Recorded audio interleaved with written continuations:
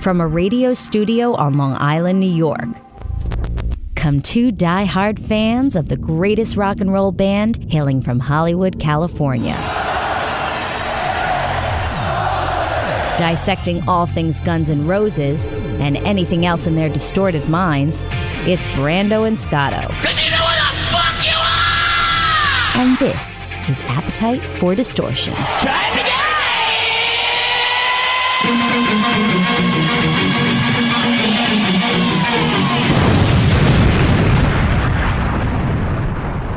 And welcome to the podcast, Appetite for Distortion, episode number 14. Ooh. Holy shit. With me, as always, because my name is Brando, is Scotto, Ian. What's going on, Hot Pants? Nothing much, man. This is last few days in New York, and then I go to Vegas for SHOT Show. And yeah, that's about it, man. Who's going to Vegas? I am. Vegas, baby, Vegas! Did you tell me this? I don't know. I'm going with, the company I work for, which is now Hurricane Group, formerly Force 12 Media, but you guys know from the Soft Rep podcast. But yeah, I'm going to SHOT Show, which is like the big gun trade show, and it'll be interesting. Well, that's fun cool. times. I've never been to one. As we discussed in the last episode, the only gun that I've ever held is from Duck Hunt. Well, very few people would go to this thing unless you're like in the industry of it. It's like Comic-Con for guns, which, it's... I'd rather go to Comic-Con for Guns N' Roses, but... Well played. Yeah. I like that. So, yes, episode 14 of our Guns N' Roses podcast. Thank you for downloading on the iHeartRadio app, on iTunes, subscribing on iTunes, getting a lot of wonderful feedback. I'm just blown away because this is 2017 where everybody hates everything. And whether it's on our Facebook or our Twitter, in the MyGNR forum, they're starting to post our episodes before we do. Yeah, which is kind of awesome. And people are, it's kind of a paraphrased sentence, but everyone's been saying these guys have been doing a good job. That's kind of how it's been phrased, and that's pretty cool. We appreciate that. Just talking about Guns N' Roses and doing different kinds of interviews for people with all walks of life, and we have a couple of awesome ones lined up for you today in this episode that we're recording, and we just found out, so we got to kind of do our due diligence as two wrestling fans. I'm not, Did you really have to ruin the moment? I like the old school stuff. And I grew up Snuka, on it. Oh, yeah. Super like Jimmy Snuka just died. Well, that is old school. Exactly. You heartless son of a bitch. So, yeah, Jimmy Snuka, who is, I guess, acquitted also of murder he did like 20 years ago. I was going to say, because I remember that, I check out what's going on with all these conventions. They have like horror conventions where all these different people come, where it's not just movie stars. And I believe there were some he couldn't do because of this trial. And yeah, I heard all about that. There was some manslaughter thing years ago, as we already deviate from the topic at hand. But this is our kind of getting to know you part of the episode. Something that happened 20 years ago, and they were saying that he was just not mentally stable then, so he got a pass for it. But he was already dying of cancer. And as we're recording this on Sunday, January 15th, Superfly Jimmy Snuka. Rest in peace, my man. Yeah, I mean, that's kind of crazy. Yeah, definitely. Another reason why we've mentioned this on the last episode, not to cut you off. See your hero, especially wrestlers and rock stars who seem to have a certain shelf life. Yeah. See them while you can. He had a long one compared to most wrestlers. There's so many deaths in wrestling. No, what I was going to say when you were talking about the feedback is, what really blew me away is that there's people from like South America, people from overseas saying, I love the show. And it's international, man. It's people. Somebody from Portugal, right? Exactly. Yes. Yeah. And I believe there's others in my GNR forum from all over the world. And that's the beauty of podcasts. Before the world of podcasts, unless they were on your local station, you probably didn't know about what was going on the radio. So I love it. It's very cool, and it's pretty much what the precipice of the show is, other than just geeking out about Guns N' Roses and Axl and rock and roll in general. It's to bring a community together in a world that everyone hates everyone. It's more than music, and I think that it connects people from all walks of life. I probably told you this story, but I remember when I saw Guns N' Roses in Pennsylvania. It was one of the last shows that the Axl and Friends lineup, as we like to call them, did in Bethlehem, PA. And after the show, I ended up talking to this guy whose name was Joey. I I was actually at like a Starbucks. I bought a banana and a nice coffee because that's just me. I know people probably like chugging down beers after the show, but that was what I was doing. And we were talking about Guns N' Roses, and he said, "Hey, I'll buy you whatever you're getting." I'm like, "I'm all right, man." And he ended up buying it for me. And so I asked, he said he was from Philadelphia, which is far out from there. So I asked how he was getting back. And long story short, I ended up driving the guy back to his hotel, had like a great conversation. Giggity, giggity, giggity goose. No, there's nothing like that going on. But Okay. I think that's cool that we connect on a level like that because we love this band. And I've made friends because of this band. I've made friends because of just great music. We're friends because of this band. Exactly. I And just throw that Turtles. out there too. Yeah, no, 100%. And to show how relevant that they still are, and I keep forgetting to mention this. Their "Welcome to the Jungle" is in the new Call of Duty commercial. Yeah. I mean, how long has that song been out? And I just heard Paradise City. Oh, what movie is it? It's for some new movie that's also coming out. Well, we always sound like these old men who can't get into today's music, and this will probably be more of that. But there's no song on the radio today, no rock song that could pump you up like "Welcome to the Jungle." I think it's just indisputable that there aren't anthems like that. Oh, yeah. good, that's anthem. Jinx, buy me a Coke. That we said it at the same time. Yeah, 100%. It's the anthems. Yeah. The iconic, and that's how I'll tie in. Other than the fact that I just saw it on the interwebs, Jimmy Snuka. Why? I mean, I still watch wrestling, and to me there aren't. And it's much of like how the Guns N' Roses community forum is online. It's where the versus today's music.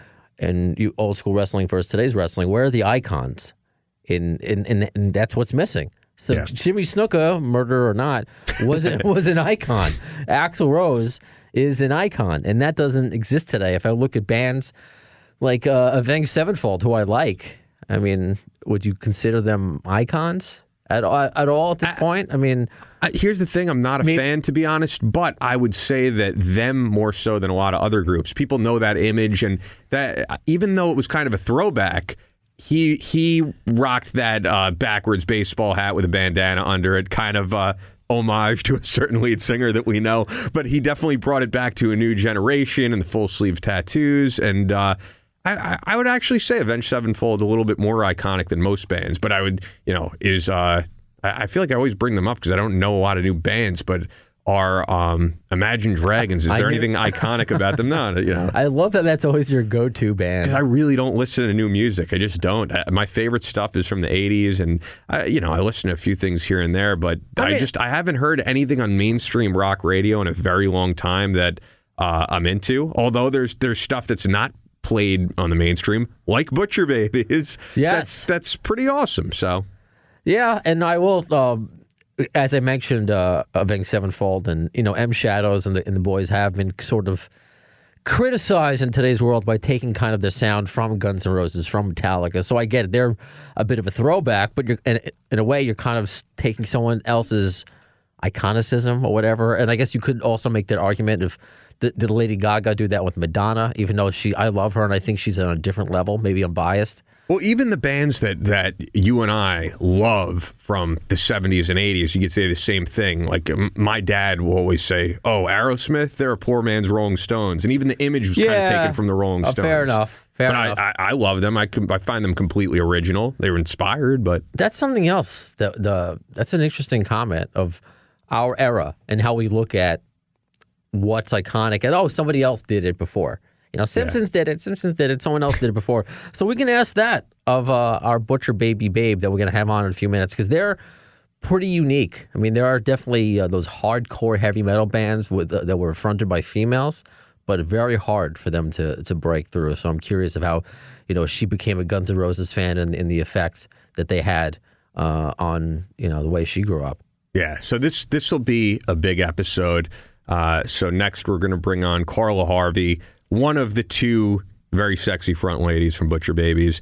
And then, of course, our friend Art Tavana, and get an update on him. The only thing that I heard from him is he said he's trying to get Buckethead to talk. Good luck with that, dude. Yeah, no, for real. So it's going to be a fun episode, but let's get on Carla first. All right, so joining us on the show is, of course, one of the front ladies of Butcher Babies, Carla Harvey, which I also didn't know. until recently. The Carla is an extremely talented artist. When I was checking out all her stuff, it's awesome. Well, thank you. Not a problem. I love it. And completely original style, and the fact that you could pick up prints that Karl has done is really cool, which I will plug by the end. But if you want to check that out right now, it's carlaharvey.bigcartel.com. But before we get into all that, just thank you so much for taking the time and coming on with both of us on this Sunday as we're recording. Hey, no problem. You had me at Guns N' Roses. Well, that's what we'll get right into. I mean, I think that anybody at this point in a rock band who grew up during that era is a fan because they're just so iconic. And so what were your first impressions of Guns N' Roses? How did you discover them, and what got you into them? Well, you know, I was a kid. I was probably 10, 11 the first time I heard Guns N' Roses. And before Guns N' Roses, you know, I'm the oldest kid in my family. I didn't have musical parents. I didn't have parents that listened to a lot of different kinds of music. My dad listened to a little bit of Stevie Wonder. My mom liked Jethro Tull, but they weren't really diehard music fans. I didn't have an older brother or sister to show me music, so I kind of had to discover it for myself. And at first, I listened to whatever was on the radio, but the second that I heard Guns N' Roses, it kind of changed the course of my, you know, my future. It was one of those moments where Welcome to the Jungle came on the radio. My stepdad was driving us around, and every hair on my arm raised because I had never heard anything like it, and I was just like, "What is this? I want to know all about it. I want to, inhale everything about it, and I want to be a part of it, whatever it is." And so I went to the local Harmony House and found Guns N' Roses, and then I saw all the imagery, and I was even more sold. You know, being a kid growing up in the Midwest, they just looked like what rock and roll should look like, and it immediately spoke to me. And like I said, I had this all of a sudden obsession with wanting to know all about that rock and roll lifestyle and be a part of it and find out about Hollywood and Sunset Strip and all that. And no other music before that had that kind of full 360 impact on me. Were you a rock and roll little girl before then? Because I have some female friends that were all about the boy bands. Then all of a sudden they hit high school and it's all about Marilyn Manson and Korn. That's when they get all evil and sexy. So how were how the transition? I'm a little bit older than that, so I didn't, that all came later for me, the Marilyn Manson stuff. But I think I always was attracted to rock and roll. But, anyone who says that they didn't like boy bands when they were a kid, not even for a second, is probably lying to you. Yeah. Just to be honest. I mean, my very first concert I ever went to was New Kids on the Block. Nice. But then the next concert I went to was Megadeth. Nice. I like that. And I should, not to interrupt you, Carla, and then years later, you get to tour with Megadeth. Like, how cool is that? Isn't that cool? Yeah, it's pretty amazing. I pinch myself every day. But, I think that naturally little girls are going to, like a boy band at some point or be, inspired by a pop singer. I loved Madonna when I was a very, very young girl. I was obsessed. I had everything Madonna. But there comes, I think, a point around the age of 9, 10, 11 when you start making your own decisions about music and not what society manufactures for you to like as a little girl, and you're like, hey, what's this sound? I kind of like this. And it started for me with I guess hair metal, because when I grew up, that stuff was on the radio, and a lot of classic rock being shoved down everyone's throat. So I always did have a tendency to like rock and roll, but I had to, like I said, discover it on my own. And I guess the way that I did that too was, in the day we had these fabulous record stores, and I would go as a kid and sit on the floor in the record store and pick through all the records, and the ones that I thought had the greatest artwork were always rock bands. Yeah. And metal bands. I was always attracted to, I always loved comics since I was a kid, so I was always into art, that kind of art. And records that had, similar art, I would go for that, and it was always rock and roll, metal. So I think that my love for art and my, finding rock and roll kind of went hand in hand as well.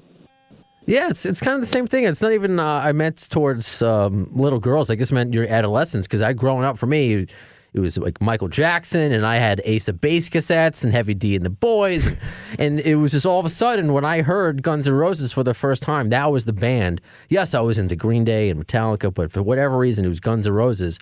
Just looked like a rock band should look, exactly what you just said. So they behaved like a rock band should behave, and like I said, the whole package was incredibly intoxicating to a little girl growing up, so far away from Hollywood. In fact, I got in my Ford Probe when I was, I think, 20 and drove across the country to move to Hollywood to be a rock star. And, I don't know that I would have done that if it hadn't been for Guns N' Roses. Oh, wow. It says a lot. And bands like that. And, another big thing for me with Guns N' Roses was Slash. And, I'm a biracial kid, and I grew up in a neighborhood that was predominantly black. And, I wasn't supposed to like that kind of music. I got a lot of shit for liking that kind of music because, especially when you're biracial and you're growing up in a very racially divided place, people want you to prove your blackness, and you got to be tough, and you got to be, and I always followed my heart, and I knew that I liked rock and roll. When I saw Slash and when I saw the guys in Living Color, it let me know that, hey, it's okay to be who you are and like what you like, and don't let anyone, predetermine what you're supposed to be or what you're supposed to listen to or like because you're female or because you're black or because you're biracial. And it's not, cool for you to like this stuff. And what you're saying about the image kind of ties into Guns N' Roses. They looked tough. They looked like a rock band, and all the hair bands that preceded that you were just talking about, Poison and Warrant. I don't think there was necessarily anything, and I shouldn't say Warrant preceded them, but there just wasn't or Vinnie Vincent Invasion and all those bands. But there wasn't anything tough about that image. When you saw Axl Rose and you saw Slash, I think the look is like these guys could kick your ass. Like, they play rock and roll. Exactly. Yeah. I wasn't into the boys that looked like, girls. No offense to them or to anybody. My mom, I got a Poison poster once. My mom wouldn't let me hang it up. She said that Bret Michaels looked like Suzanne Summers. Wow. And he did, And they still kind of look alike, which is messed up. It's true. And but it is true. Guns N' Roses brought like this toughness and this edge to that music, and like I said, it changed my life completely hearing it. And like even singing in a metal band, maybe it's not cool to say that I grew up with this intense love for Guns N' Roses, but it's absolutely the truth. And I also loved thrash metal. I was a huge thrash metal kid, and I loved Pantera, but I've always had a soft spot for Guns N' Roses, and I always will. You bring up a couple of interesting points too. Slash being biracial, and this you dealt with. I mean, it's always been an issue. For me, I'm just a silly Jew, but I'm handicapped, but so I get judged in a different kind of way. So with Slash, she's kind of like this embodiment of an example that you can do it. Yet he's somebody who doesn't really speak that. He just is who he is, and that's why we love him so much. So, did you? Exactly, and I think it's easier for men a lot of times, and to fit in whatever thing they're doing, whether they're just a little bit different for women who are of color getting into things. I don't know, maybe I'm biased because I am a woman and I've dealt with it myself, and I know the hardships of trying to be who you want to be and be authentic. But I just feel like it's a little bit different experience for men. But I am eternally grateful for musicians, like Slash, Doug Pinnick, like I said, Living Color, for showing me that it was, okay to like what I liked. Then I guess because it was a struggle back then. Then let me ask then if it was a struggle, and of course it still is now for many. When Guns N' Roses recorded the song "1 in a Million," when Slash had an issue with that and the way it came out, and Axl has done interviews about that it's not his view. He's kind of doing it in a sort of a third person, being in that world, but still using harsh words. Did that affect you? And also some of their lyrical content. I also want to ask, with you being a woman, like with It's So Easy. I mean, how do you take those songs? Are they good songs? Do you not look too deep into it? I guess your perspective on both of those. Well, when I was a kid, I didn't look too deep into it because I didn't know what that stuff meant necessarily. You know, the 1 in a Million song, I never thought about it being offensive because I grew up in a place that is, like I said, racially divided, and there's a lot of anger on both sides. And I never saw it as Axl calling someone a name. I saw it more as a character, kind of describing like how someone would, maybe an outsider would feel in that situation, or maybe you know, he was a kid from Indiana that got off, you know, a bus and came to Hollywood and probably had a huge culture shock. Maybe it's a character, an inner voice. I don't, you know, it's hard to say. I never really thought about it when I was a kid like that. I never really analyzed it.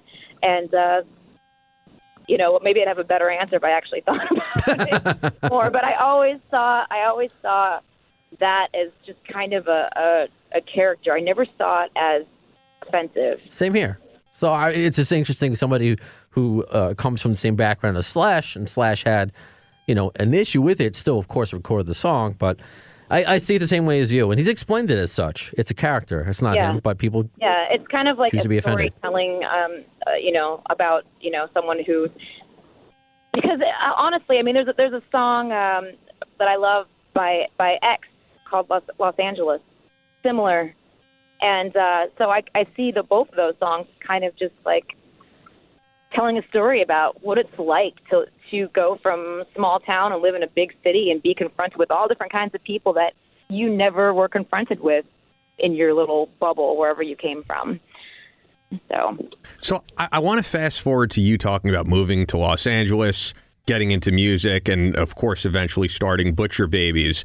At what point did you say, as a female, I want to get up there and rock, but also have huge sex appeal, which you guys do have? I mean, you get up on stage in pasties, which takes some balls, I guess you could say. Actually, but we haven't been on stage with nipple tape, electrical tape for 5 years. 6 years. But you did at some point. I mean, we did it, and we did it as an ode to Wendy O. Williams, who was, you know, a big influence on me as a kid. And, you know, she was the first chick that I saw that really used a combination of art, theater, and music to make a statement. And, you know, when we started Butcher Babies, we had come from playing in a punk rock cover band, me and Heidi together, and we used to play in our cover band like that, again, as an ode to Wendy O. Williams. And we just kind of took that idea with us. We were having fun, and you know, we had no idea that, you know, 6-7 years later we'd be touring the world and being an influence on little girls and little boys. And but you have to understand that it was an ode to someone that we respected and admired, who left her mark on the world in a very dynamic way. And we also never did it as like a sex appeal type of thing. I never thought of it as being sexy. We were punk rock chicks, you know. We weren't trying to go up there and strut around like Playboy models, and I don't think that we ever did. It was all very, if you've ever seen a live performance or been to a live performance, you'll see it's all very hardcore, and none of it is real sexed up at all. So would that be the double standard that you were talking about, where, you know, you're just being a rocker, a punk rocker, and you'll see Axl back in the day wearing assless chaps. He's going out on stage in bicycle shorts with his bulge hanging out, and then he's just being a rock star. There's a huge double standard. Men have always taken off their shirts, you know, when they're playing music. Yeah. They're always wearing tight pants. I mean, back in, the late 80s and early 90s, all the music that I liked, all the guys wore tight pants and, you know, had their bulges hanging out and everything. So it is a double standard. You know, if I wear a top that's low cut. I get attacked for being a slut, and it is ridiculous. There's a certain. I'm not going to get up there in a frumpy T-shirt and baggy pants.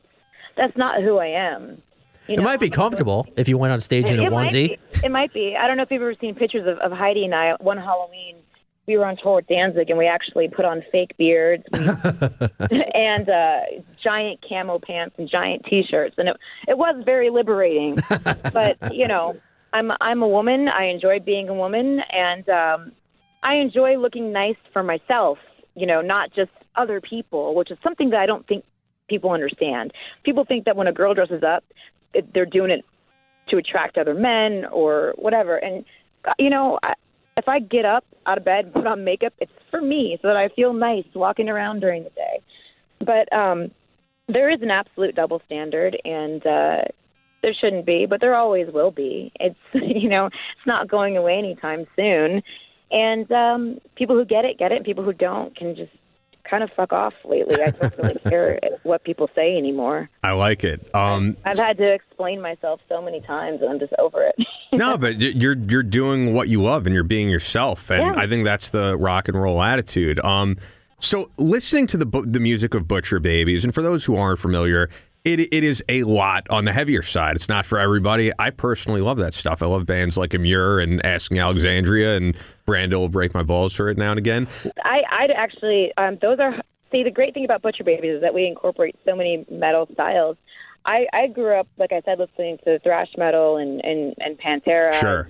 I never listened to Asking Alexandria or Amur. I respect them greatly, and but they're not my thing either necessarily. I'm very, very old school metal.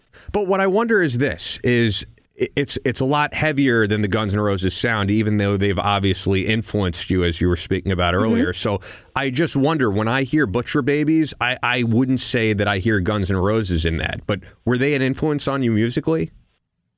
They've been an influence on me my whole life. I think for me, the metal was a natural progression from, punk rock and rock, hard rock. They're definitely not an influence on Butcher Babies per se that you can hear, but probably lyrically in some ways. And like I said, just the whole rock and roll attitude, I think it was a huge influence on me throughout my whole life. And I was also going to ask, I don't know, because of how many big tours there are and big festivals now, if you've ever been on stage with Guns N' Roses. So actually, first, if you could answer that.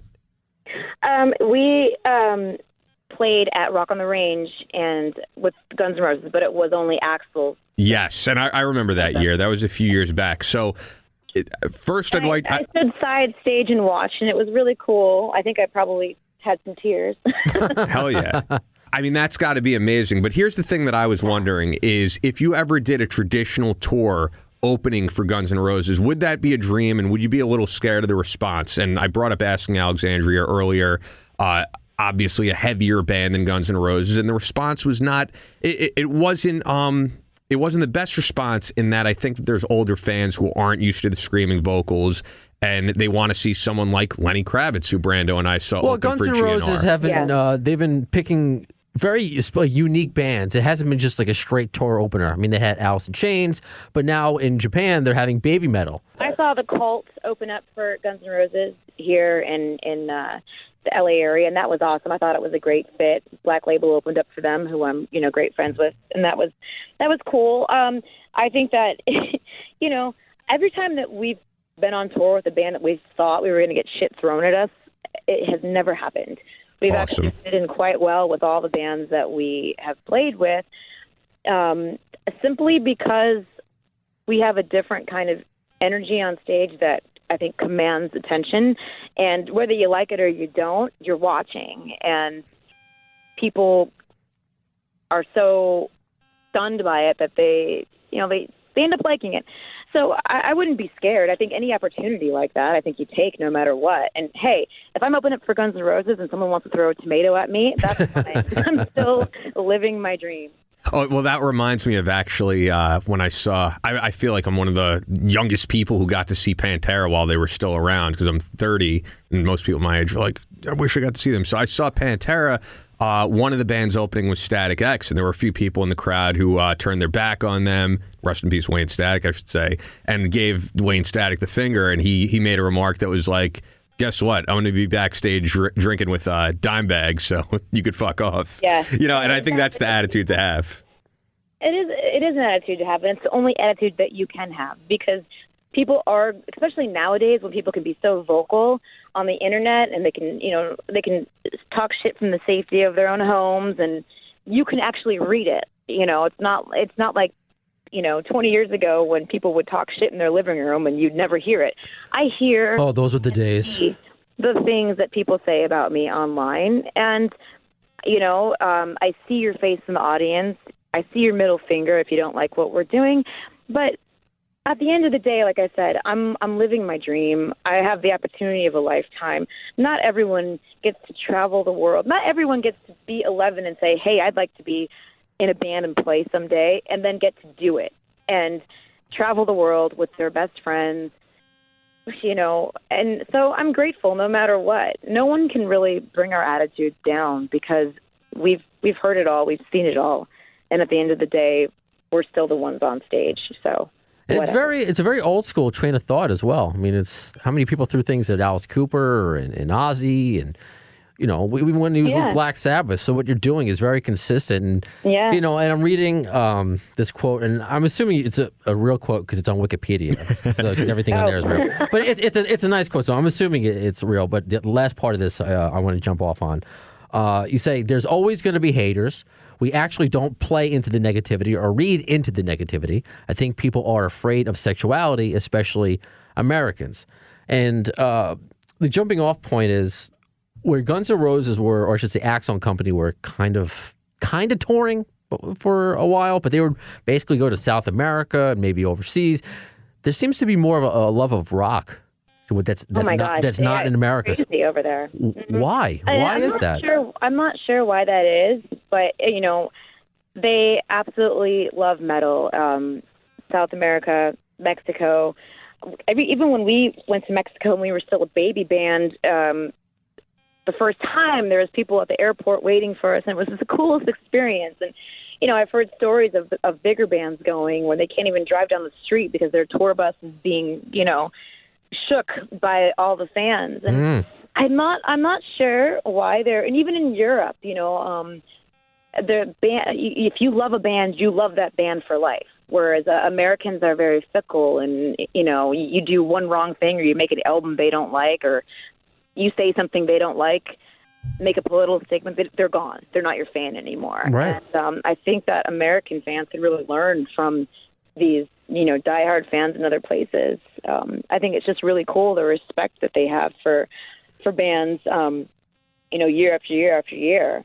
And it's also such a different coming back. It's such a different vibe live when I just watch these videos on YouTube of metal bands playing in Argentina and Brazil, and the fans are yelling out, how the guitar sounds, and they're doing all these chants, and it's a totally different vibe than what you see at an American show. And I would love to see a metal show over there. Yeah, no, I would love to play. I would love to do a South American tour. Hopefully something's in the works for later this year for us. We'll see. Good. And I guess also jumping off with that as well, because you mentioned you're from Detroit, right? Mm-hmm. So that is the homeland of Uncle Ted Nugent. Oh, yeah. And we also spoke about, because he's obviously been very political for quite some time. And you can tell I didn't know that, no. He turned me off as a fan, but we mentioned Mexico. See, this all ties in. I guess how my brain works. Very chemically imbalanced, but it flows in some weird river. That when Axl brought out the Donald Trump piñata at a show in Mexico City, I thought it was hilarious. Ian just felt like, he should respect the office, even though he's not a big Trump guy. But when you have people like Nugent and Axl making opinions, and even being on the Guns N' Roses Facebook page after that story happened, ton of negativity. Even though Axl, in the land of everyone hating each other in 2016, 2017, he kind of won a lot of people over by just performing well and showing up. Do you have an opinion as far as not to? You don't have to say who you voted for or anything if you're uncomfortable. But as far as like getting it out there, I used to make a lot of political statements, and I don't anymore because I'm just tired of people these days. They don't know how to have an opinion and discuss it and say, okay, I can see why you feel that way, and this is why I feel that way. We can agree not to disagree, but I'm not going to tear you apart as a human being. But these days, you make a statement on how you feel, and the hate, the death threats are insane. So it's hard to be an artist and make a political statement or any statement about anything that's important to you. And it makes me very angry because I don't believe that I should just be up there posting selfies and talking about, very vapid things. I want to talk about things that I'm concerned about. This world is a very volatile place right now, and I would like to discuss it with people, but I feel like I cannot. I have tons of respect for people that put things on the line and actually do go out there and say how they feel, because you know what? Kids these days need voice. They need someone who's going to be honest with them, because you can't necessarily trust politicians nowadays. You can't trust a lot of people, but you can trust musicians sometimes. You can look to them for a little bit of advice, or just to make you feel like you're not alone in your feelings. Sure. It may be.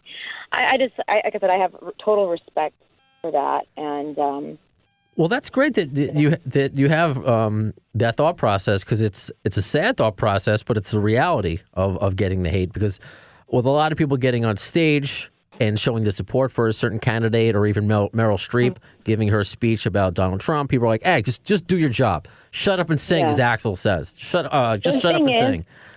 The thing is, I feel like politics and music have always gone hand in hand.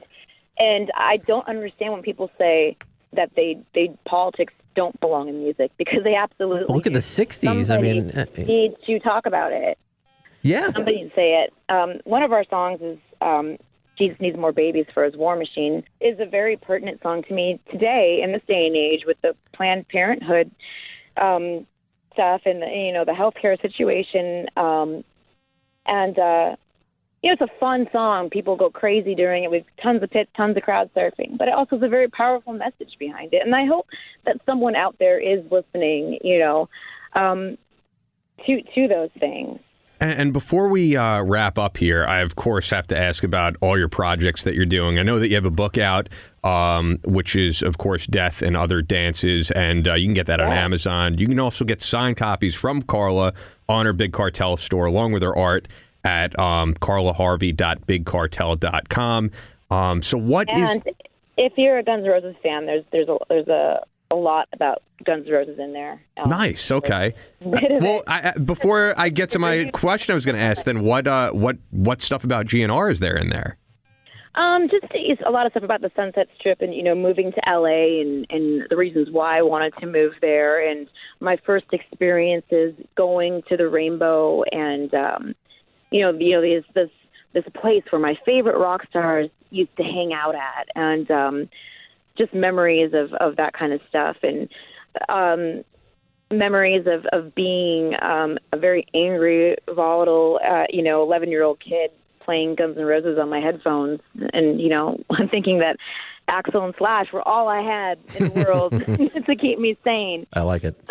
So there's a lot of little Guns N' Roses moments in my book. That's awesome. Yeah, I feel like music, especially when you're somewhere that might not be familiar and you might not have all your friends, like that is your friend, and that's your communication with the world that you want to be a part of. So I was going to ask, what's next on the horizon for you and of course, for Butcher Babies? I know that the last big tour, I believe, was with Megadeth. What's coming in 2017? Yeah, we are home right now. We're writing our third album, and we start recording it in early March. And so we're really excited about that. We actually haven't been home in years. So it's kind of cool to be home and be able to concentrate on writing this album. And it also gives me a time to do more art and write a little bit for my next book. every year I put out a sketchbook. One of my new sketchbooks just came out. I do all these sketches on tour, and then I compile them into a sketchbook called Gash at the end of the year. So that just came out. I have Death and Other Dances out, and I've always got new art on my website. I've got a guitar that I just painted for NAMM, the NAMM show coming out this week, and so a lot of stuff. It's all art and music. I'm extremely lucky to be able to, just live both my passions right now, art and music. Well, what about any more embalming or directing funerals in your future? I just got certified to do grief counseling, so that's what I'm doing now. That is awesome. Good for you. Yeah, I was an embalmer for years, and I really enjoyed doing that, and I loved funeral directing. But obviously, when you're in a band, it's too hard to have a job. I don't have time for that anymore. And but I really wanted to still help people, so I am doing that. And you can find out more about that at creativegrief.com. I've developed a bunch of tools that kind of combine art and music as therapy for the grieving process, and I'm really excited about it. It's death and loss have always been a huge part of my life, and you can read more about that in my book, Death and Other Dances, as well. But I've always wanted to help people dealing with that. So I'm really happy to be able to offer those services as well. No, that's wonderful. I've been to grief counselors, and we need more of them. There's a lot of people suffering out there, so that's wonderful that you're doing that. You're an excellent role model, Carla. Well, thank you. I try to be nowadays. Nowadays. She slipped that in every there. Every day. All good. So anything else you want to ask Carla, my DE? Because he kept saying, he's like, she's so beautiful. She's so beautiful. Oh, hell yeah. But, actually, I believe, we can't say who. I believe Carl is dating someone, so I will not inappropriately hit on her. but no, there's nothing else that I have. I just wanted to see what else was coming up on the horizon. The only thing that I could comment before we get out of here is the big Cartel store. I mean, if you want really cool prints of like hot chicks that look like Medusa and stuff like that are just insane, check them out. And I mean, I was blown away because there's a lot of people who do side projects that are in rock bands, and it's decent art. But if I never heard of you from Butcher Babies and I just came across this as just any random artist, I would be blown away. It's just really cool and really creative and unique pieces of art that I think people in this audience will really love. Thank you. Yeah, I've always loved art since I was a kid, and I gave up for a while, and then I started drawing again on tour to keep my brain occupied, and it's been so crazy. I'm able to live now just creating art and music. It's been awesome. It's been a really cool last, I think, 5 years that I've been selling my art now, and I'm really proud of it. So please check it out. That's awesome. Living the dream. And check out Carla on Twitter at Carla Harvey. Of course, you can check out Butcher Babies on Twitter as well, at Butcher Babies. And maybe we could do this in studio when you're back in New York. Yeah, I love New York. I'm there a lot, and that would be lovely. Yeah, we're in Tribeca, so it's not as hectic as Times Square, but you still get the feel of New York. There's still pizza places open 24 hours. And like I said, anytime anyone wants me to talk about Guns N' Roses, I won't shut up. Obviously, we won't either, hence the podcast itself. So thank you so much, Carla. We really appreciate you taking the time today. No problem. Thank you. So cool. And what was awesome about talking to her was finding out, just unbeknownst to us, in her new book, there are Guns N' Roses mentions. That's so random and just awesome. Just something else to look forward to reading her book. Well, I would assume moving to the Sunset Strip, it's just, if you're a Guns N' Roses fan, it comes to mind. But I think of like Motley Crue and Poison. That's who I usually think of first, more the hair metal. But don't you also, and I've referenced it before on the show, but don't you also think of Axl getting off the bus in the Welcome to the Jungle video, and he's right there on the strip? Yeah, I guess, but I see that more of just like L.A. and California and going to a different like state, as opposed to just the specificness of the Sunset Strip. I just always think of Tommy and Nikki peeing inside a police car, or Poison that they always would talk about. Who? Oh, by the way, they announced they're touring this summer with Def Leppard. Yo, I was going to bring that up to you because I don't know necessarily why, but Ricky Rocket follows me on Twitter. Does he really? And here's the thing: he's not one of these people who follows like 25,000 people. Yeah. He doesn't follow a lot of people, so I don't know why. I don't know if he's a soft rep fan, which is possible. But I would love to get Ricky Rocket on the show. That'd be pretty cool. I know, and I also, again, I hate you for Twitter because I tried to gain followers and tweet brilliance, and you don't give a shit, and you have like twice as many followers as me. Whatever. I don't know why. You know what? I'm going to see. Go fuck yourself. Since we're bringing it up, I'm going to see how many people he follows because. Well, I don't know why he follows me, but I'm a fan. Like whatever. I followed him, and I noticed he followed me back. Yeah, he follows like 1,000 people, which is like less than I follow. He's got 33,000 followers, and he follows me. So I kind of want to DM Ricky Rocket and be like, "Hey, want to come on Appetite for Distortion? Plug the tour." I know he's very into jiu-jitsu as well. Yeah, no, I would love to talk to him, and but whatever. MC Hammer follows me, so that I already win. You would think the drummer from Poison would have some GNR stories. I would hope. Oh, 100%. Yeah. So we should. There's a lot of people, and he's somebody else we should reach out to. I also want to reach out to Del James. He liked one of our tweets. Yeah. By the way, because he's very political, and he liked something that we posted about just Trump in general, and he got involved in the comments. But I wanted to celebrate Friday the 13th, and I came up with some stupid, mock Guns N' Roses names. I liked it. Thank you. If it's up on our Twitter and Facebook at the AFD show, but I saw Del James liked it because I know him and Slash are into horror. So I was like, let me try. That was very calculated by me. Well, my friend, that's pretty sick. Yeah. My friend and fellow Jew, Josh Friedman at SiriusXM, he booked Del James on the boxing show that he does because Del and Axel are huge boxing fans. So it's always possible he'd come on here. Yeah, we can. That's somebody else I want to ask, but I want to bring up just the fact that Poison, who you didn't know were getting back together, even though we kind of felt it.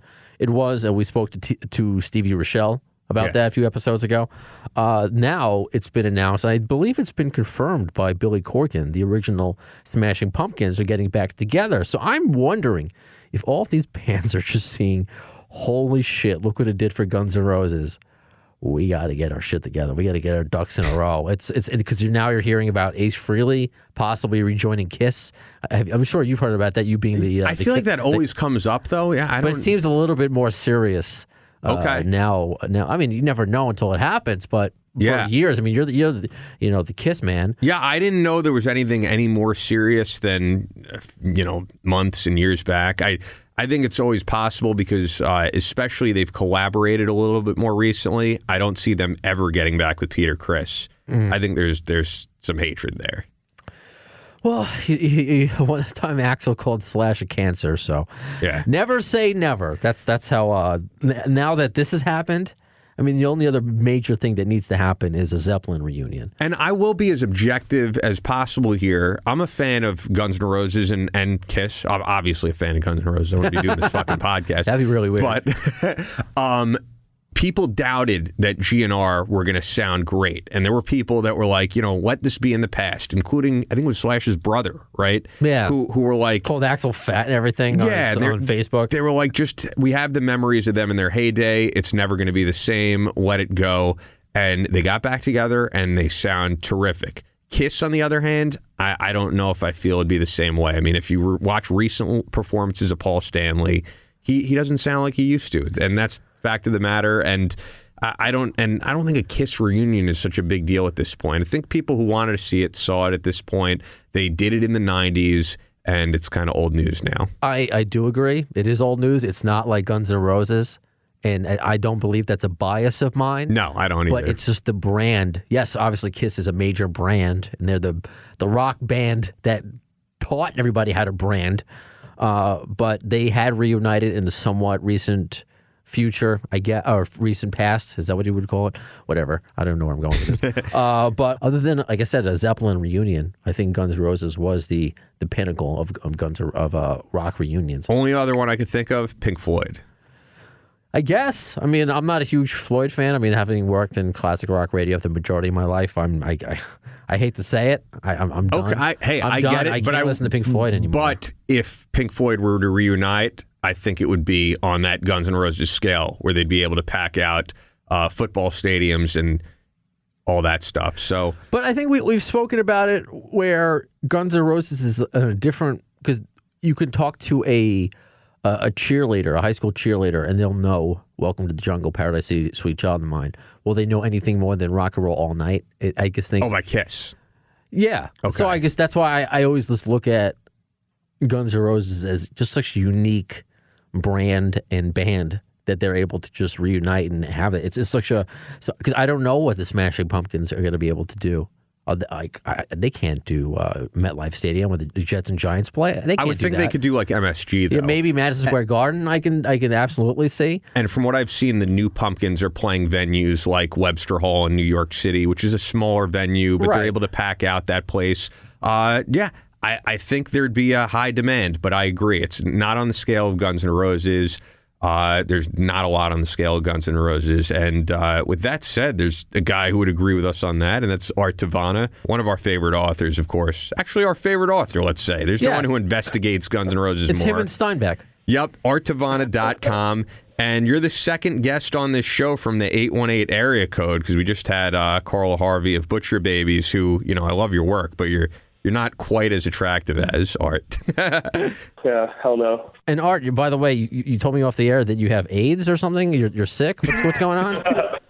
Yeah, totally got HIV. No, I'm fucking, I don't know. I just got this cold and it's like really annoying. I work at this arcade and like drooling on kids all day, and parents are pissed off and yelling at me, and like I'm having a really bad week. But that being said, talking about GNR is going to make me feel better, so let's do it. So what do you have in the works? Because I know you've been posting some articles and some follow-ups about Izzy on LA Weekly. So what has been the task at hand for you?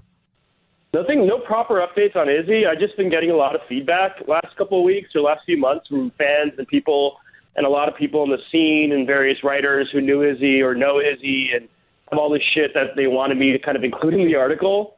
And it's kind of been good because I am writing a book, so all this stuff that's coming my way, I'm going to kind of save for the book. So I can't really talk about all the various people that have kind of jumped. Like, it was kind of like, I described the Izzy article like the Iraq War. It was kind of like it lifted this fucking rug of like weird unknown shit, like a civil war of like maniacs just like popped out of everywhere and started hitting me up. But, one thing I want to say is like all these fans keep hitting me up and telling me, oh my God, we loved your article. And like, we can't, GNR is never going to be GNR without Izzy Stradlin. And I'm like, well, if you guys read the article, if you actually read it, you'd understand. My whole point of view was like, he's not the guy he's not part of this. Like, he's not supposed to be in this reunion because he doesn't want to be, and it doesn't make any more sense for him. And it's like, let's move on, let's enjoy this band for what they are. And I think I've kind of gotten frustrated with like the Izzy Stradlin kind of fundamentalist like side of the GNR fan base, but that's been fun, I think there's a lot of pissed off people. There are people that are always going to be pissed off. I happily saw Van Halen with Wolfgang. I mean, I would love to see them with Michael Anthony, but I'm like, I always wanted to see Diamond Dave and Eddie Van Halen together. So I'm going to go into this enjoying this show. Same thing, what am I?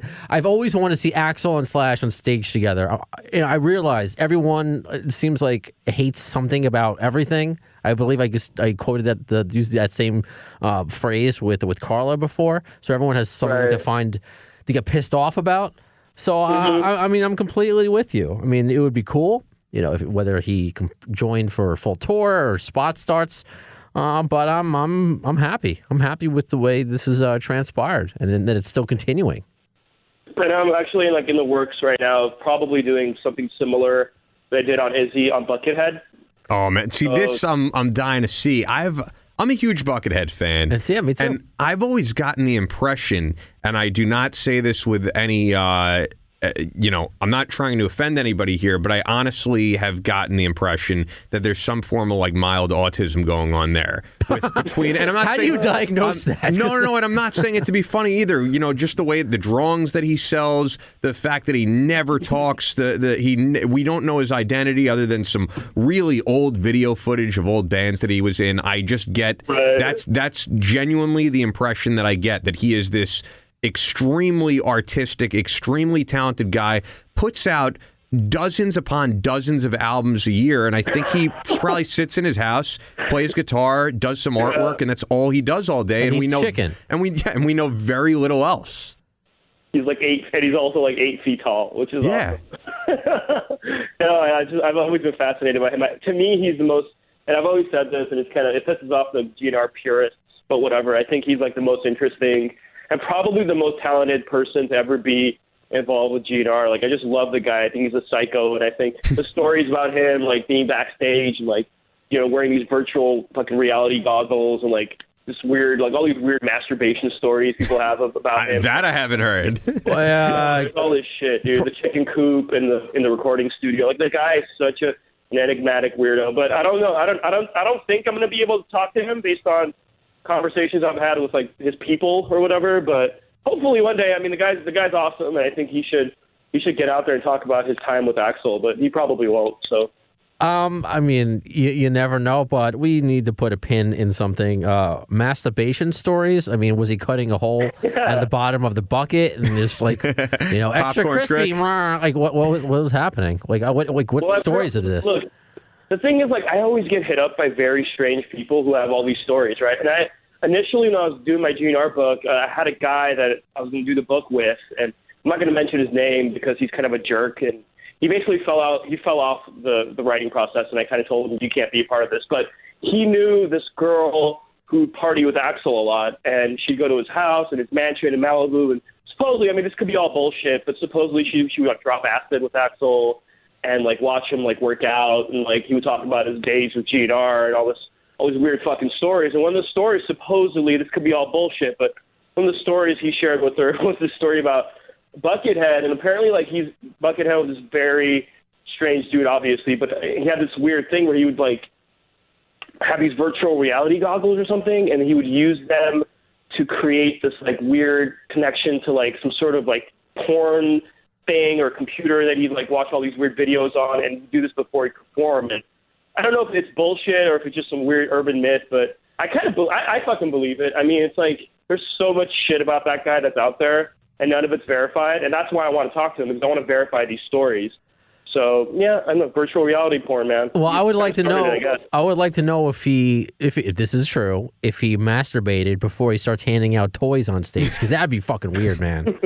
Oh yeah, I love it. I saw him like, I don't know, it was like 5 months ago. He was in L.A. He played at what's the venue's name? It's a venue in downtown L.A. and he played, and I was there, and it was like right in the midst of the GNR kind of reunion, and I was like, this is awesome that he's here. And he probably realized, like, you know, this is a good time for me to tour because people are kind of interested in weird GNR-related things. And I love the guy. He's phenomenally talented, and I think his work on anything that he did on Chinese Democracy or live performing was just brilliant. And the guy's a badass guitar player, but he won't ever get that kind of, like, no one's coming out and saying, Buckethead should perform with GNR and do a guest spot. Nobody has said that. Other than the people on, the forums, the nerds like us. And I got to see him at BB King's here in New York City during the midst of that reunion as well. And it was completely packed. Every show that he's played in New York City since, I think, has been completely sold out. And he's done a few. Oh, yeah. So that makes me wonder, if you actually were to get Buckethead to talk, would you be the first person to publicly talk to him? I mean, the only other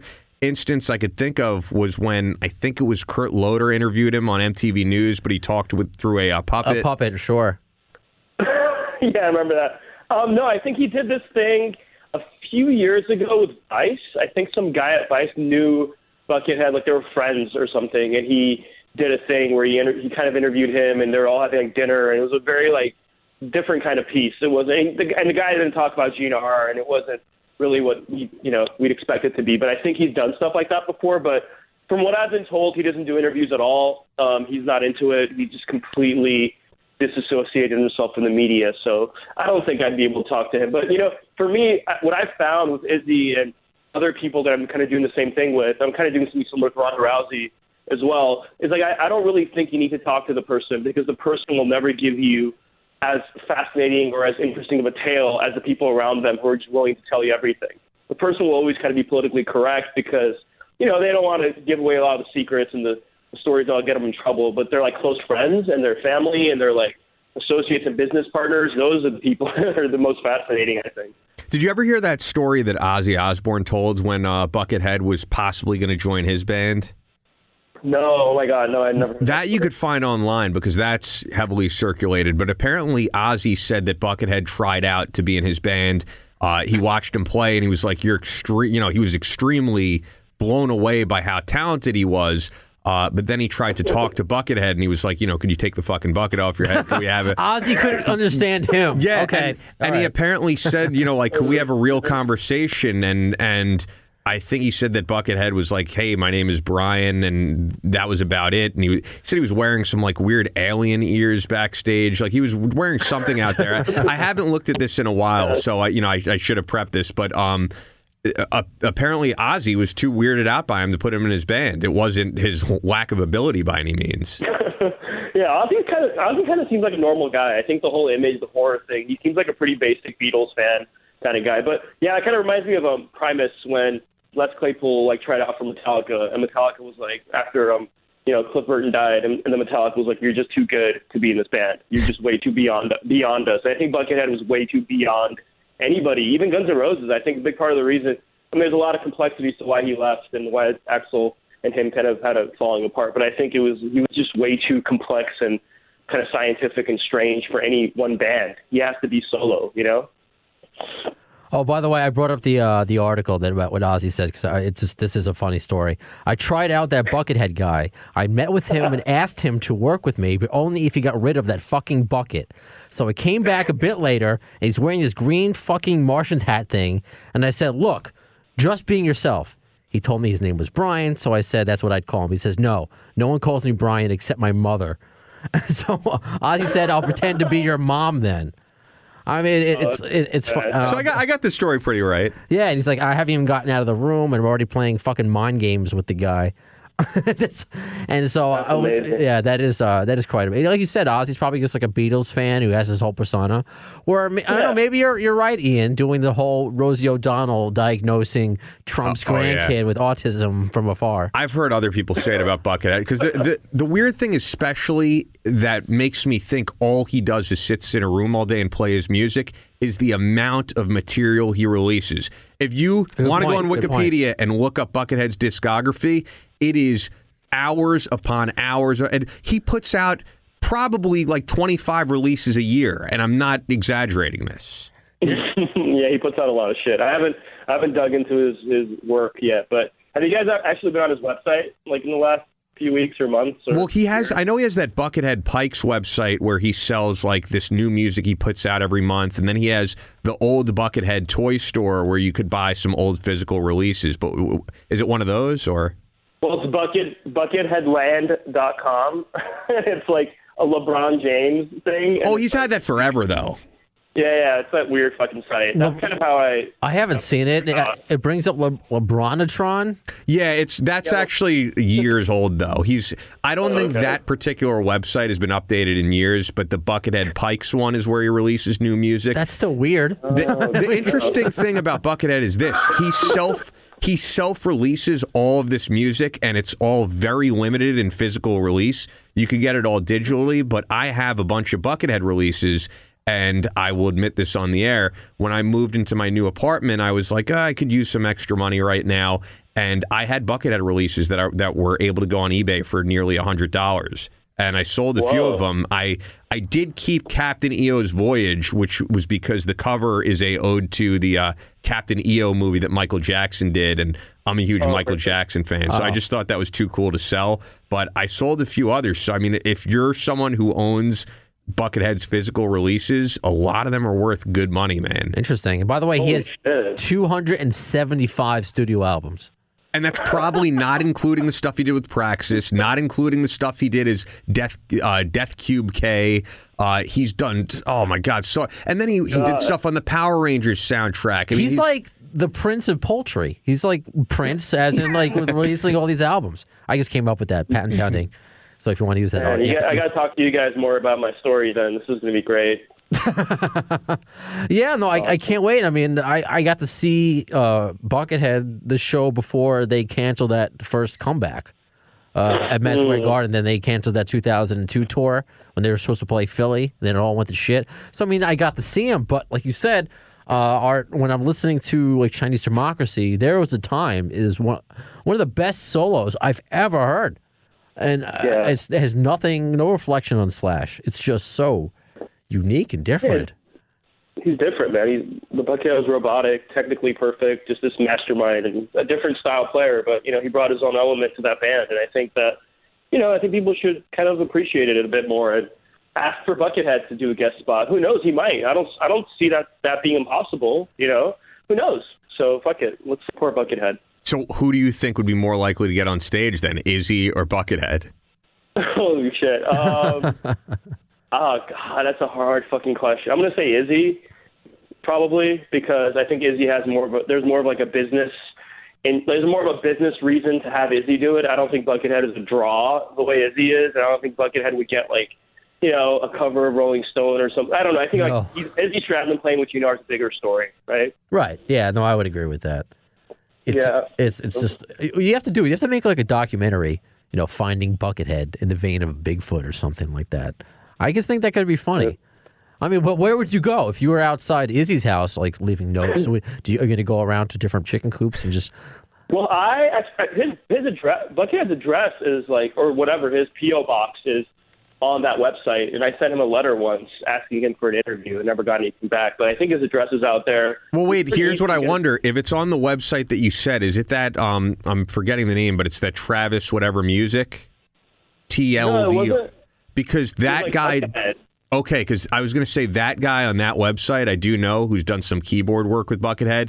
I believe they do not work together anymore, and that's why Buckethead has a new website, which is Buckethead Pikes. So I might be a bigger Buckethead fan than you are.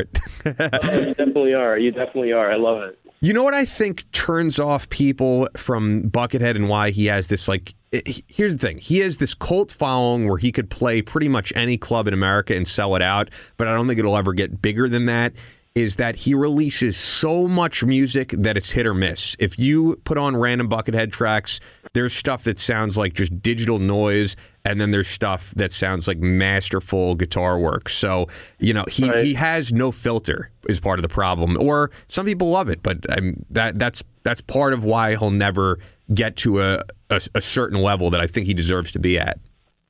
Yeah, I also think that's kind of maybe part of his master plan, right? He wants to confuse us, and he wants to just do his thing and be anonymous in a weird way and just trick us and fool us with all this music. Who knows what he's trying to accomplish? I mean, one day I bet he'll talk, but...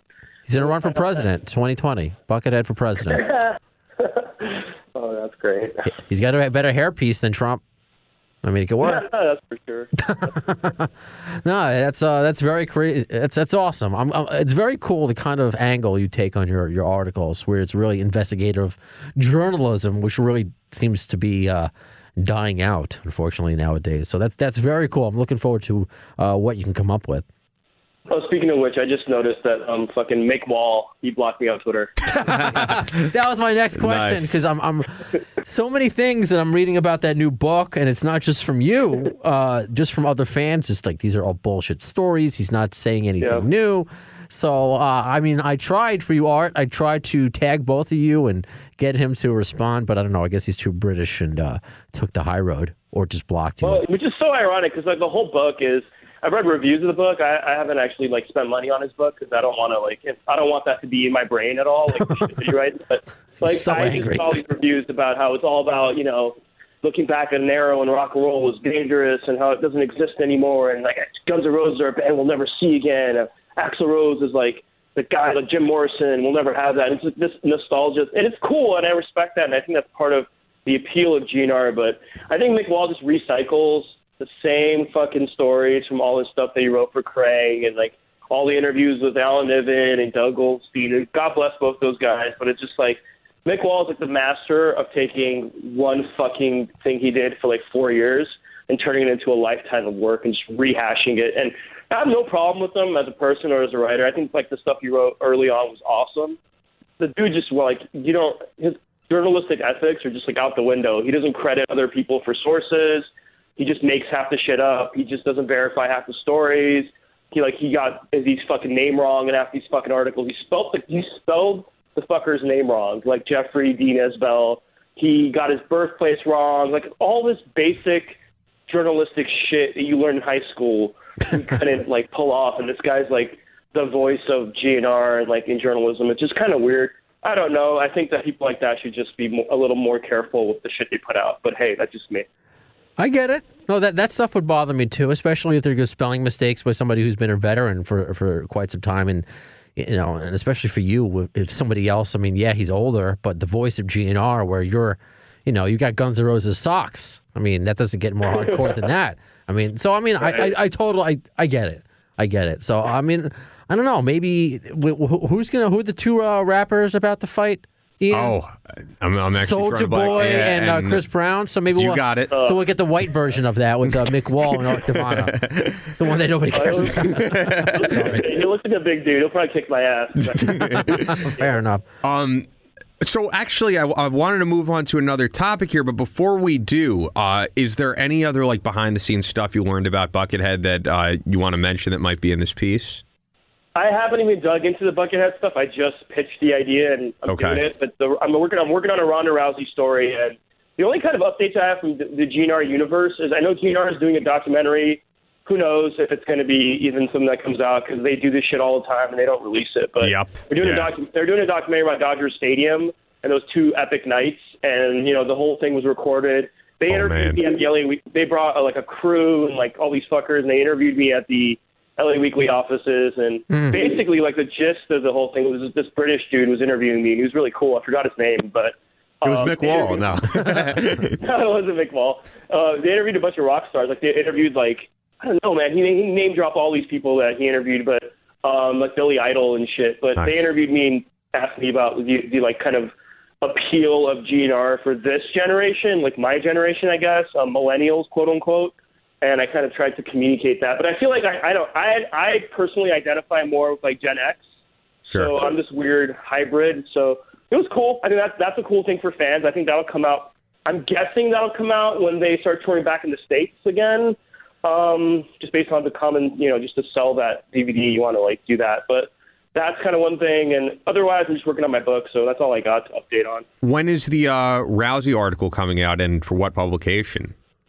The Rousey article is going to be for LA Weekly. I don't know the timing. It all depends on if I can figure out a way to get Ronda Rousey to actually speak to me. If she doesn't, because I'm guessing again, I keep wanting to interview these people who don't want to do press. Yeah, man, you have a knack for that. Like trying to interview people who do not want to talk to anyone. I mean, she didn't do any press at all for the last fight. She refused to. Now she's going through a tough time, it seems.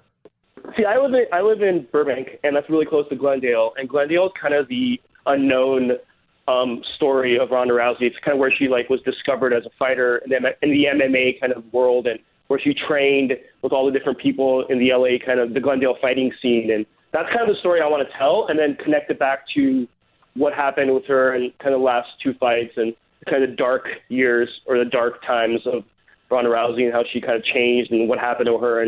But I also want to talk to her because I think, in my personal opinion, I think she is probably the closest thing we've ever got to Mike Tyson, at least in my experiences watching fights. I'm not a big fight guy. I don't watch MMA that much or boxing, but for me, it reminded me a lot of being a kid and watching Tyson. And that's how I felt about Rousey. I kind of feel like her kind of quote unquote downfall has been very similar to Tyson. It's like they figured her out. You know, she had all these personal problems. It leaked over into her fighting, and this kind of tragic yet epic story. But what else? We'll see what happens. I like that angle. I like that. And I agree, absolutely. I mean, not to get all into MMA here, but you hear about Tyson's upbringing, you know, in the projects, getting beat up as a little kid. If you watch the documentary Tyson, where he says, you know, I got beat up and I decided from that point on no one was going to ever fuck with me, is what he says. And Rousey, you know, her father committed suicide after being a paraplegic, like very dark past in both of these people. So I get the comparison completely, and I will absolutely look forward to reading that article. The last thing I wanted to get on, though, before we forget, when I said I wanted to switch topics, you and I and our friend John Miller got into a bit of a heated discussion on, could you call Guns N' Roses a hair metal band? And you are of the opinion that we should not do that. Well, like, okay, so here's the thing. I've thought about this a lot since we like had this Facebook thing, and I feel like the discussion itself is kind of like slightly unhealthy, right? Because like what we're doing is, by talking about it, by even having the discussion, we're sort of saying that there's like a pejorative use of hair metal, and there always has been, right? It was invented in the 90s as like a diss towards like 80s rock. And I think when we talk about it, we kind of make it seem like, oh, well, you know, GNR's not part of that scene because that scene was a joke and it was like laughable, and bands like Poison and shit were just like, cartoony and all the medieval and kind of cartoony comic book shit. And it's like GNR wasn't a part of that, right? But like, that's the problem. I think it's like 80s rock, man. It's 80s rock and roll. They were all part of this weird kind of melting pot of music. And GNR, to me, GNR belongs more in a category of Led Zeppelin and the Stones, and because their sound, to me, and their kind of their use of imagery wasn't quote unquote glam metal or 80s metal in that sense. So, but it's a complicated thing. I feel like, it's 80s rock, man. The more we talk about hair metal, the more we kind of put down that world and that genre and that kind of the epicness of that universe, Yeah, I do put it in its own genre just because there is a certain sound, there is a certain degree of topics, and also if you're going to talk about 80s rock, at the time, Metallica, Anthrax, we've had Charlie on the podcast, Slayer, they were the anti that whole scene. And Guns N' Roses is actually the band who I think came out of that scene, but those bands were able to say, you know what, we respect what they do, the same way Charlie said he did on here. So let me ask you a question. How did it go from glam metal to hair metal? Why? Like, what happened where that hair metal term or that use started happening? Because to me, it's like when people say hair metal, it's an automatic switch of my brain to, oh my gosh, like that Poison video with the fog machine and like the lipstick and the goofy hair, the like CC DeVille acting like a cartoon character. It's not the imagery of GNR, because to me GNR belongs more in like the classic metal kind of imagery with the crucifixes and the skulls. And I feel like there is a divide. It's like Judas Priest, right? Is Judas Priest hair metal? Let me ask you guys that question. No, but I would say no. Because British heavy metal, the new wave of British heavy metal. Exactly, because they came out of that scene. But Iron Maiden. Yeah, and I'm more towards your thought process, Art, than Ian. But I guess the overlap that you can make would be the videos that first came out and some of the, you mentioned the imagery where, Axl's hair is teased up, not in every scene, but you look at Adler, he's always got that smile. But it was that same smile that every other Ricky Rocket's given, that the drummer for the Bullet Boys is given, that same smile, like, look at me, I'm going to fuck so many girls after I'm done filming this video. And same thing with, like, Sweet Child of Mine. So, it was kind of that look, and then until they got a little bit darker, more epic.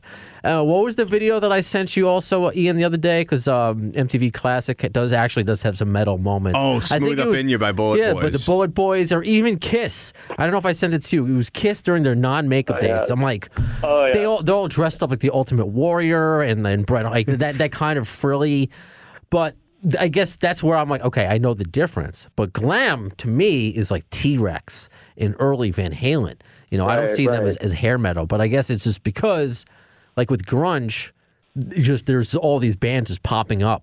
They're kind of just like the Minions, that there's more and more of them coming up, and it just becomes kind of like a joke. You have to label it something. Oh, yeah. Well, Dee Snider once said to me, and I got to work with Dee, that the record labels, when they see something that's awesome from a certain scene, from a genre, they say, if one is good, a million is better. Like Police Academy. Yeah, and then they kill the genre. And it's not just hair metal, because after that, it was grunge, as you said. And then the more recent one that I think the three of us grew up with was nu metal. There was Korn, Limp Bizkit, and then there were 10 million bands that sounded like Korn and Limp Bizkit. Mm-hmm. Right.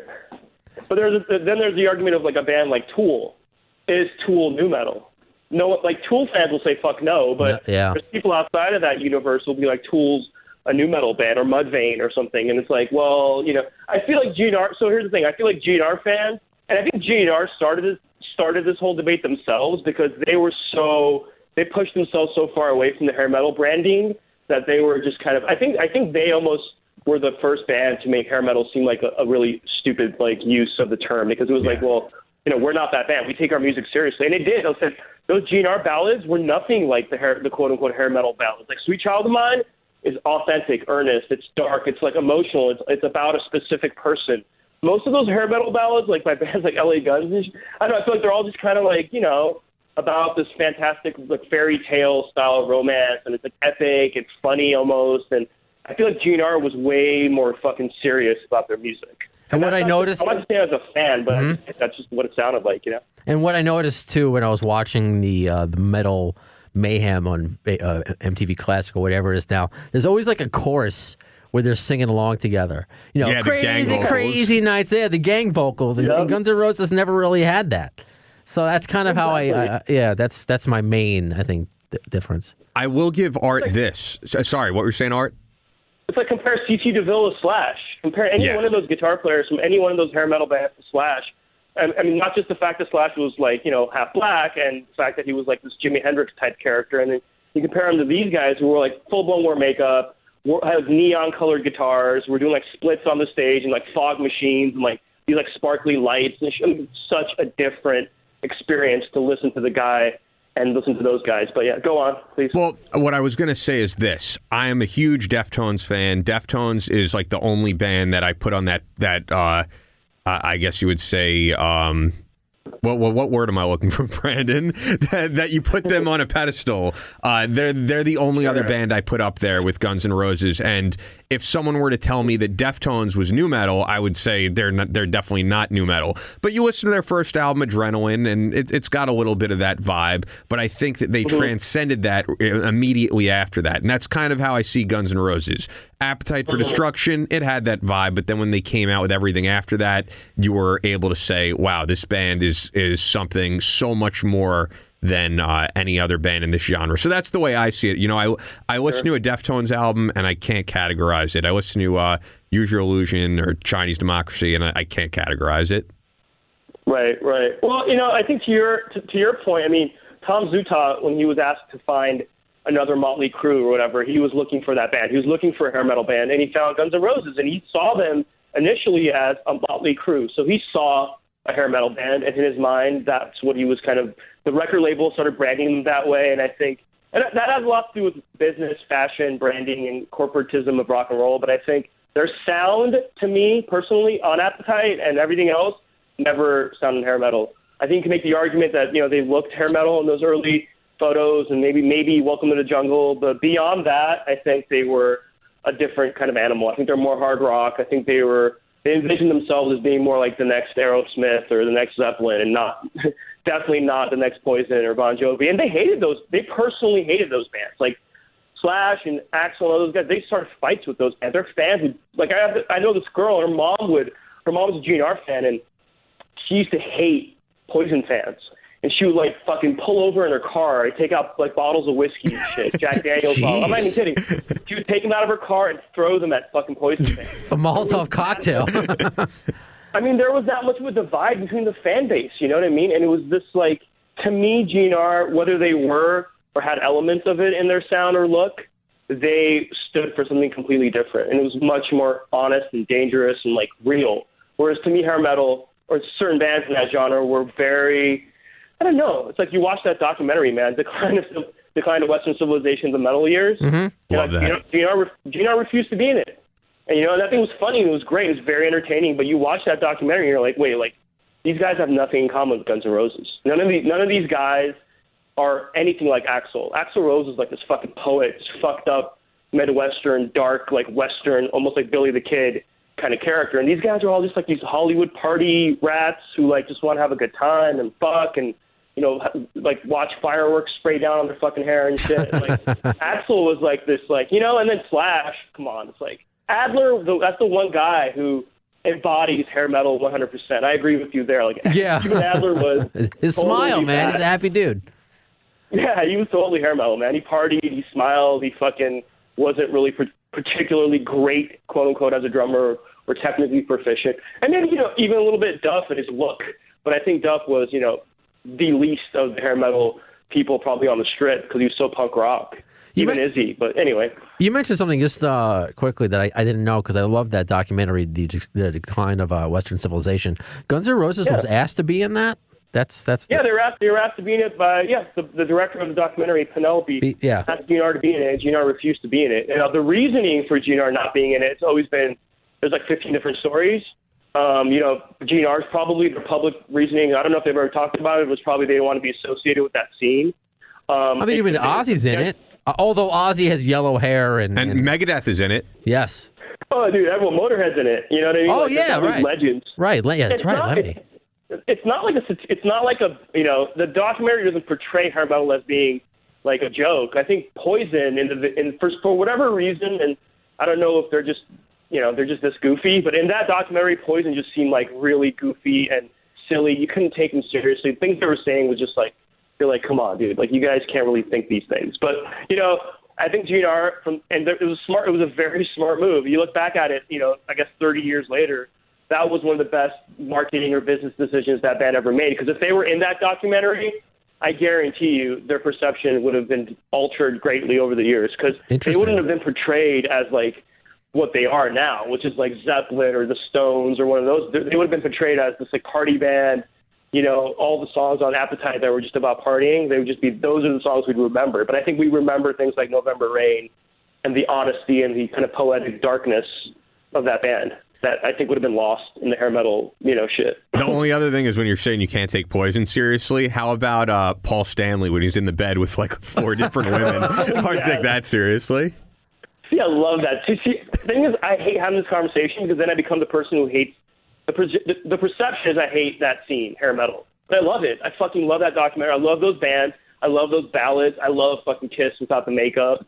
I love Warrant. I love, the fucking Cinderella. All those records are great. But I don't think GNR kind of fit into that mold. That being said, I also think we should kind of let GNR choose their own fucking genre. Yeah. They would just distance themselves from hair metal as much as possible. Yeah, it's 2017. What do you identify yourself as? Yeah, I mean, actually, it'll be Caitlin Rose at some point, I'm sure.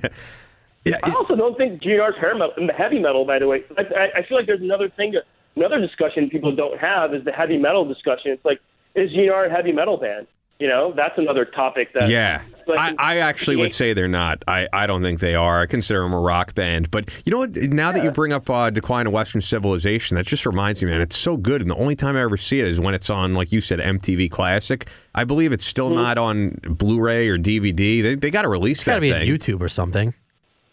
Yeah, I have no idea. I mean, I know the person who directed it was the same girl who did Wayne's World. Yup. Yeah. And I interviewed her once about it. When Lemmy passed away, I interviewed her about the documentary of Lemmy and stuff. And I think that's when I found out about GNR, because I asked her about it, just like, off the record, which I don't know. I don't think it's a secret, but yeah, they refused to be a part of it. What was her explanation for why they refused? She didn't really give me an explanation. She didn't really want to talk about it. She wanted to kind of focus on Lemmy, and she that was just like this, like, where she's shooting the shit about the documentary and Lemmy. And I was like, yeah, GNR wasn't in that documentary, were they? Like, yeah. She's like, no, we asked them to be in, and they weren't a part of it. It was just kind of this.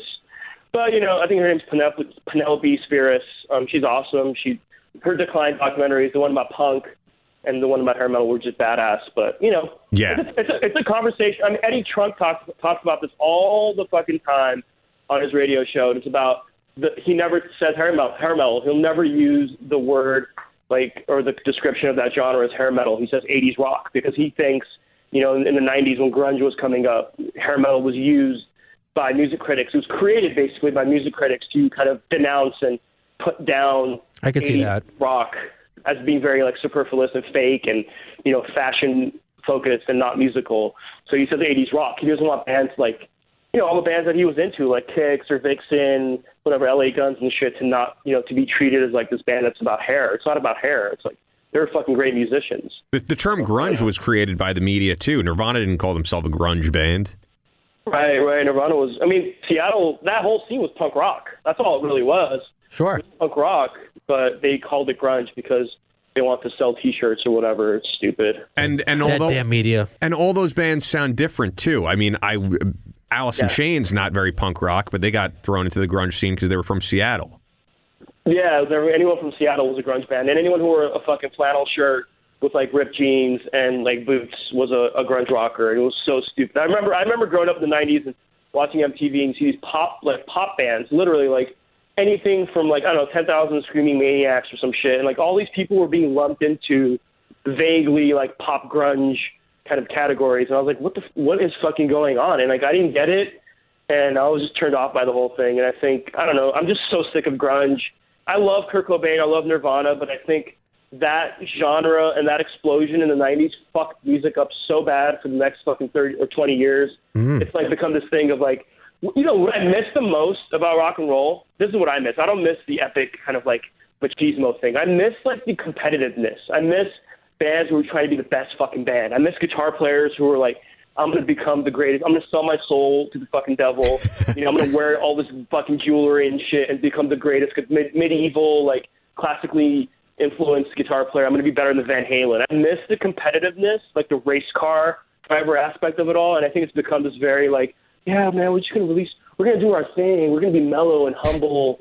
It's this really stupid hipster complex that's destroyed to me. It's like destroyed rock and roll completely. I don't know. That's kind of why, and I said this in the documentary, the GNR documentary, I told the guys the same thing. I'm like, that's what inspires people like me to be so into GNR.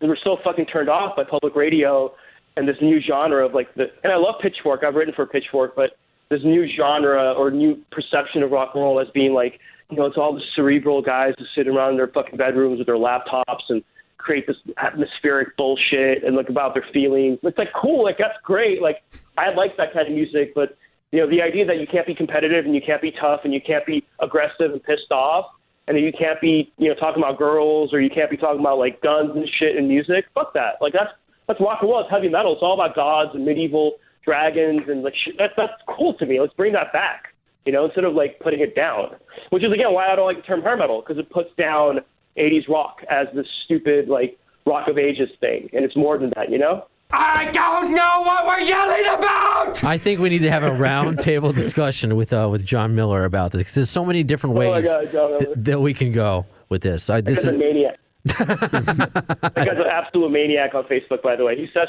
half the stuff he says to me, I have no idea what he's trying to say, but it's great. I was actually saying that to Ian before the show that John writes so well. I feel like I need a thesaurus and a Webster's dictionary with me just to read his Facebook comments. So that's why he's been so great on the air that we can go a lot of different ways with this discussion, because we spoke about that a little bit just before with Carla. Why? Because they're in the Butcher Babies are in a much harder band.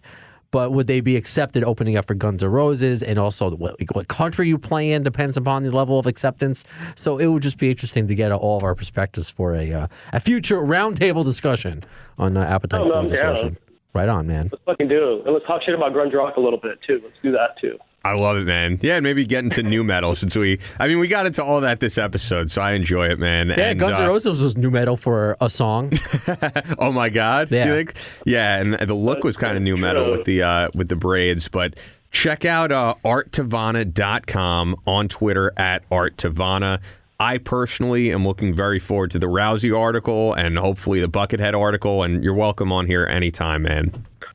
Oh, a quick plug. I got a piece coming out, and I think you guys would like this.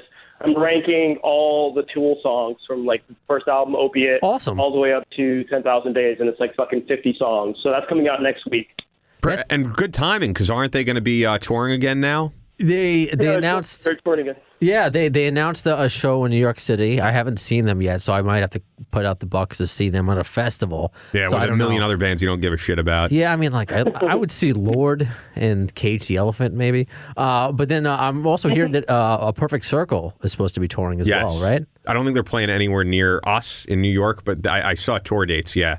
All right, so that'll be a good article. I look forward to reading that as well. And one quick thing before we bounce, I just want to say Coachella this year has been so fucking disappointing. No fucking rock and roll, like nothing, no classic rock, nothing on the headliners, just a bunch of crap top to bottom. There's some good indie bands, no doubt, but I think that they completely turned their back on what they were doing the last 2 years, a great trend, which is bringing back these cool rock bands like AC/DC and GNR. They could have done Metallica this year, they could have done Tool, they could have done anything, and instead they brought, their headline was Beyonce, Kendrick Lamar, and Radiohead, like the three most overrated, horrible artists. And it's like this, like, what's happening, man? They had this opportunity, right? Like, God, it was going in this great direction. They were giving, like, rock and roll a chance again. And, like, they held their nose to the middle class, like, the working class kind of musical taste, the same way the people that got Trump elected. And I think this whole festival, to be honest with you, is like a referendum to Donald Trump. And fuck Trump, I'm not a supporter, but I think that, like, music should be more about diversity. And there's hard rock and metal. It's like this entire country and the media is turning their back to hard rock and metal. It's like this, like they're holding their nose to it. Like, it's inferior, it's too macho, it's too medieval, it's a joke, and like we're not going to book it in our smart, culturally advanced kind of festivals like Coachella. And it's like, well, watch what's going to happen. It's going to be there's going to be a return. Like I heard someone talking about Cream magazine possibly coming back.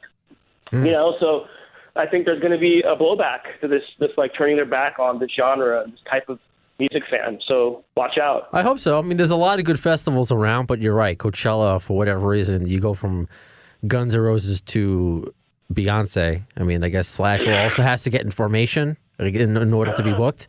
Yes, I made a Beyonce reference. I don't know how I knew that. I have no idea what that means. That's wonderful. It was like the song she did on the Super Bowl. But now I know though what to get you for a gift. I'm going to get you a Donald Trump pinata. That's just like the one that Axl brought out on stage. So all right, right. So bad. They fucking destroyed that thing. Hell yeah. Okay. I love the anger and the passion from you, Tavana. I love it. All right. Well, thanks, guys. Thanks, dude. Always good to have you on. And feel better. Feel better. Drink lots of fluids, okay? I will. See you guys. Later, buddy. I love Art. Yeah, he's great. Especially, again, just the anger. I don't know what we're yelling about! I identify with it so much, and just things that he says is his disdain towards hipsters and just trying to navigate why things don't make sense to him or why they do. So it's very cool that he found us on SoundCloud, and he's like, I got to be on your show. Yeah. Okay. He's genuinely, to me, also a deep thinker, the way he makes connections, like the connection of Rousey to Mike Tyson. I completely see that. And I think he likes to find like that. When he does an article, it's not just about this is this person's accomplishments, this is what we know them for. He likes to get more deep into the character. If you read his article about Izzy, it's about why is he this reclusive guy? Why doesn't he go back and do stuff with Guns N' Roses? Why isn't he doing anything in the mainstream? You have to find him to hear his new work. And I think it sounds like he's doing the same with someone like Ronda Rousey. Her background, her past. Like I said, I'm sure he'll bring up the fact that her father killed himself. Mm-hmm. And I think that's part of where her anger comes from. I don't know if you remember, I know you're not as into UFC as me, but when she fought that Betch Kohea chick and she did some interview where she said, I hope Ronda doesn't kill herself after I beat her. Like at that point, that anger came out in Ronda Rousey. She was like, that's what my father did. Yeah. And you don't fucking talk about that. So I like that he digs deep. I really appreciate it. And I would love to hear more about Buckethead, but that's going to be a tough one. It's going to be tough, but I look forward to what's his challenge and the challenge of it, and that he's up for it. And I think that's why he's a Guns N' Roses fan, and that's why we have him on here. And it's something that we tried to do. It's just what's beneath the surface. Yeah, and what makes these people who they are, what makes the music what it is. So I definitely, it's very weird. It's all kind of connected in some way. Yeah, we don't like that whole shut up and sing thing, as you were saying before. Like, I do want to hear Axl's past. I do like when Axl goes on a rant. Yeah. I kind of wish he talked more on stage now. I don't want to see him go on a 20-minute tirade or anything, but, it is interesting when you look back on these clips from the 80s and 90s where he talked about his childhood. And I guess, if they play in an arena or stadium, probably more than half the people don't care about that shit. But as a super fan, I do. It depends. It's like what Carla said. You're a voice, and there are going to be people that say, shut up and sing. Just do, this is not what I paid for. But they're the artists. They get to do whatever. And if they do something that people don't like, eventually they'll stop seeing them and they're no longer an artist. So I have a perfect sound clip for this point. What? You remember in The Wedding Singer, Adam Sandler, where he's like, well, I have a microphone and you don't. So you will listen to every damn word I have to say! So you will listen to every word. So this was a jam-packed episode, so it's very cool. A second episode of 2017, I believe, the 14th overall episode of Appetite for Distortion. We have a lot of plans and hopes and dreams for this little shindig, little show that we have here. We've had some great guests on before, so the best way to do it if you want to support us is just to download and listen through iHeartRadio so they know that there's a reason why we're on iHeartRadio's app, which you can get for free on your smartphone, and leave a review on iTunes, and it helps us get ranked and get noticed. And that's only going to mean bigger and better things for us and more things that we can provide you. Also, I guess we should mention this because we had some before we get out of here. There were corrections that were given to us. Oh, the last episode. People have to understand too that the way Brando and I do this is that we're just in front of a microphone. I print out a few notes here and there, but this isn't like writing an article where you can double check everything. We're just here running our mouths, and we're going to get things wrong now and again, and that's okay. Oh, I remember what we got wrong. We I remember. Remember Bionic Man? Oh, I remember. We weren't sure if Duff's daughter's band opened up for GNR, if she was kind of not using the McKagan namesake, but we did learn through you guys. Please definitely correct us through Facebook and Twitter. I believe it was the / New York account on Twitter. So follow them, and we appreciate, and then it's not even like in the troll way. Hey guys, you got this information wrong, man. It's like, no, we really like the episode, but in fact, actually, this did happen. So we appreciate that. We'll always give you credit because we're all on the same show together. I look at it like. Yeah, the only point I will say is, I guess the reason I got that wrong is that if you look at her artist page and that type of stuff, she doesn't mention like, hey, Duff McKagan's my dad. Guns N' Roses, like she's trying to make it on her own merits, and it's a very different kind of music, and I guess that's why I didn't think there was any actual connection of them getting on the same stage, but I was wrong. And I didn't know it all, so you beat me. You got half credit, I got 0 credit. So again, thank you so much for listening to Appetite for Distortion. I am Brando, that is Scotto. Follow us again at the AFD Show on Facebook and Twitter. We're on iHeartRadio's app for free. Through the App Store on your smartphone, iTunes, leave a review, and the next time, well, we never know. So in the words of Axl Rose concerning Chinese democracy, I don't know if soon is the word, but you'll see it. You've been listening to the distorted minds of Brando and Scotto, dissecting all things Guns N' Roses on Appetite for Distortion. Follow the guys on Twitter at The AFD Show and on Facebook at facebook.com/The AFD Show.